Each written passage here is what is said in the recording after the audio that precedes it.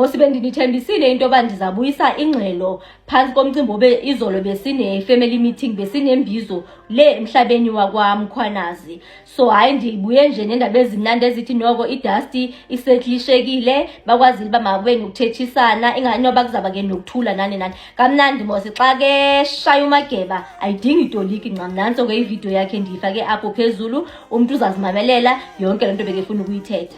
Iwani ke into enirhalela ukuyitsho kwiinsizwa zale ekwamtubatuba emhlabeni wakwaMkhwanazi. Niceliwe madoda.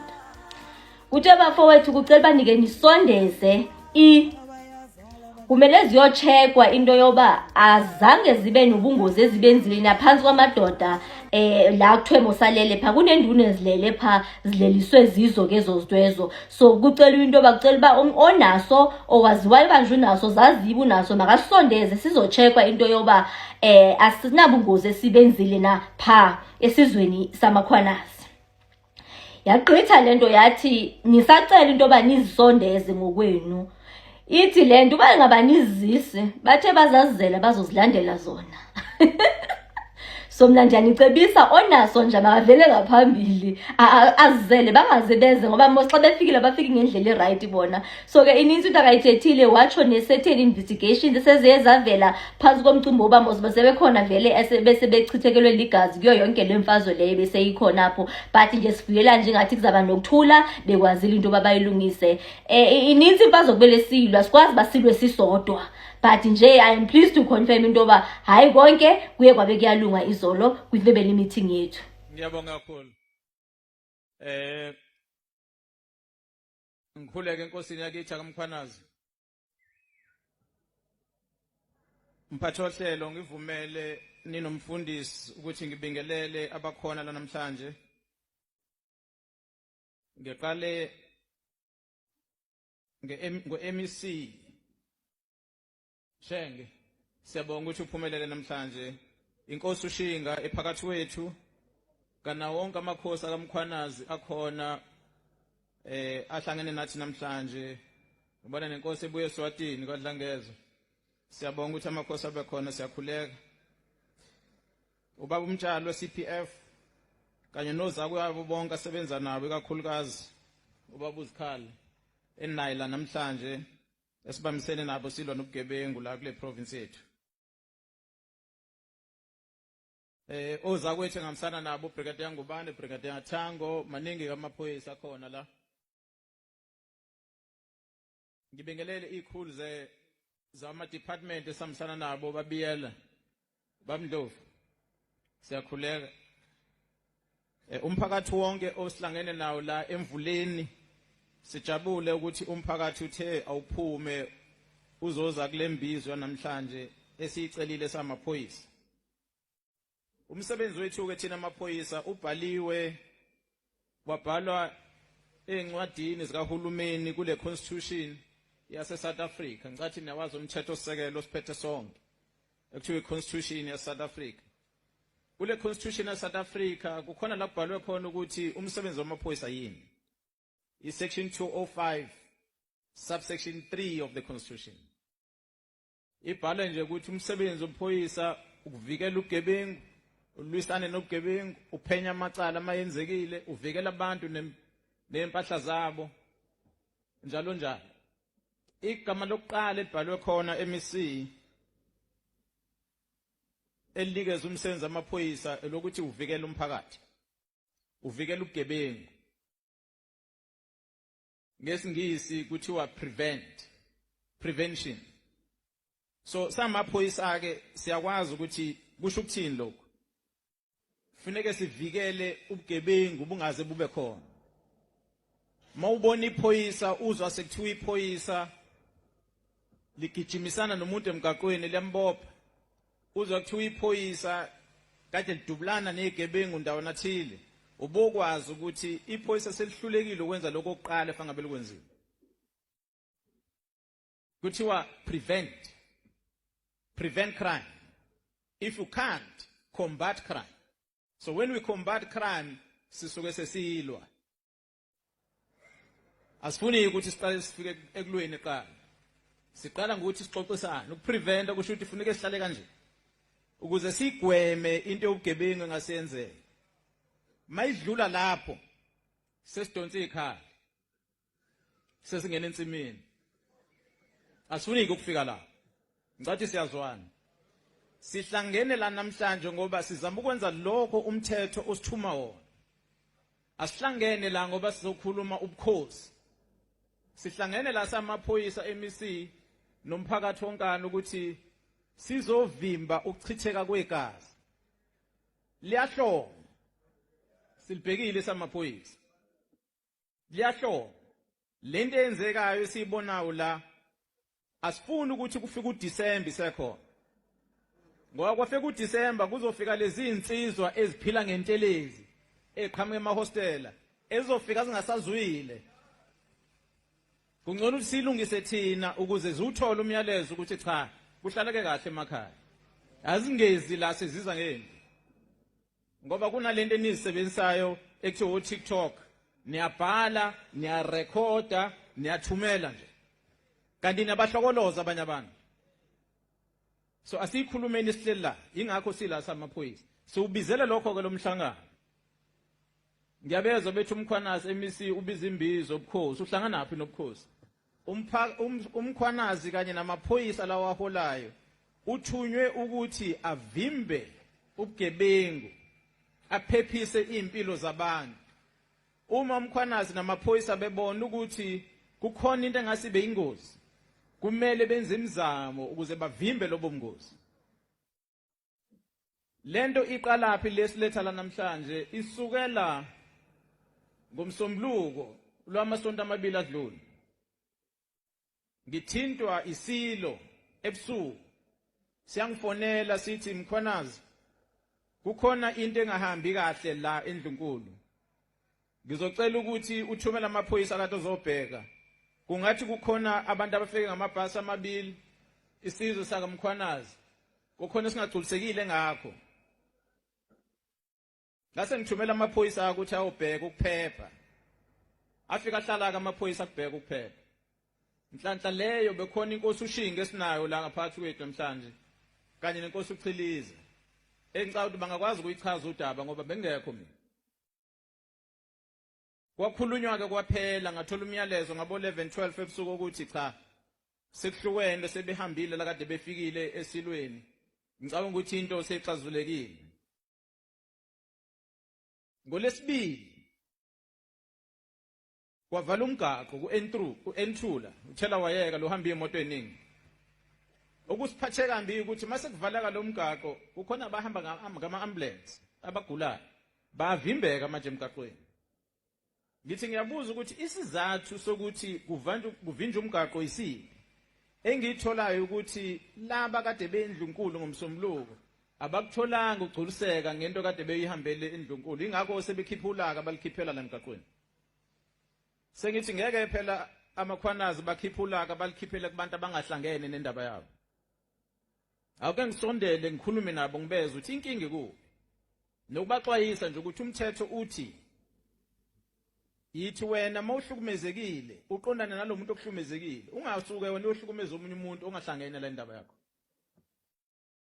laba bazambele emgaqweni abazilutho ukuthi abanye abazi nokuthi umhlaba kabalo abadlula kona bahambe eSouth Africa bayofika e-toll gate bayakhokha baqhubeka abafune umuntu ozobavimba endleleni banelungelo umsebenzi wethu ke thina amaphoyisa ukuthi sibavikele bona abayihambele emgaqweni yithani nina abakhwanazi manenkinga zenu nihlangane esibayeni nihlangane engadini kanje niyixoxe ningayixoxeli emgaqweni ningayixoxeli kwabanye abantu abangahlangene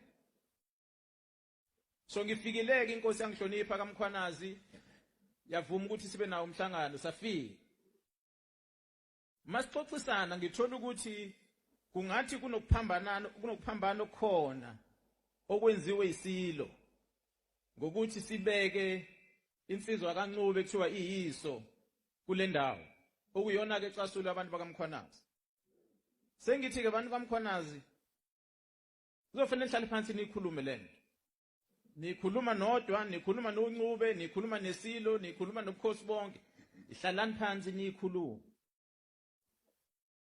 ukuze nehlise ukudinwa kwabantu mina engakwenza ngoba ngiphoyisa ngihamba ngomthetho umthetho uthi into ihamba ngalendlela ubhalwa phansi. Angubhali ngumkhwanazi. Asubhali samaphoyisa. Sufunda lo subhaliwe. Bese kuthiwa lo uphula kumthetho mawuphula umthetho ufuneka kwenziwe njengani. Ikona phela sikwenza samaphoyisa. Ngase ngithinta labo kuyibona ababhala umthetho ngobukhosi.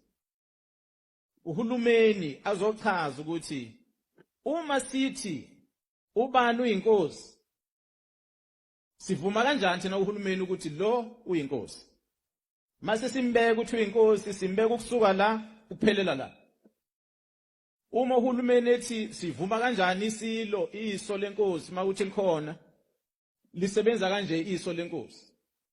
Uhulumeni mayivuma ukuthi kunenduna umsebenzi wenduna yilo.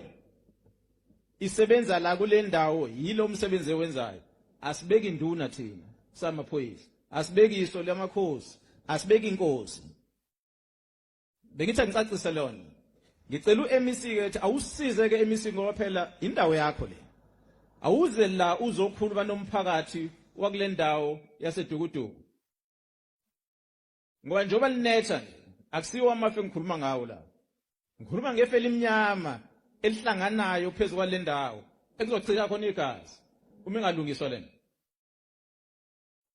Ngicabanga ukuthi ke abaholi njengoba bela ngaphambili impunga zakule ndawo amakhehle izalukwazi ziyakwazi ukuhlangana ndawonye ukuthi zikhuze le mpezana. Ngoba isifikile angifuni nje nibhekela amaphoyisa lawo. Lamaphoyisa afanele alikhumbuza ngalolu suku safika la sathi nina bantu abamnyama hlalani phansi nikhulume nixazulule udaba ningaxuluzuli ngemkhonto nangebhaba. Ngoba mase kuchitheka igazi angizusola thina ukuthi besenzani ukuvikela lona. Asikho endlini zenu. Asihlale emahlathini enihlala khona.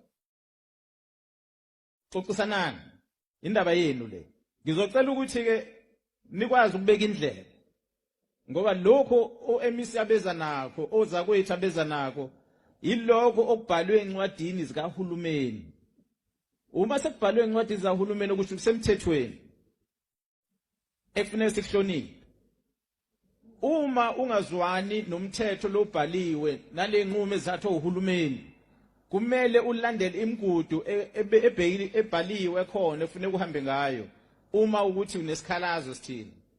Izikhona inkantolo uma ungajabulile noma ubhalele kuona ama department la ku MEC ukuthi ngicela ukuthi nokuthi bazokutshela ukuthi kuyavumeleka noma kuvumeleki.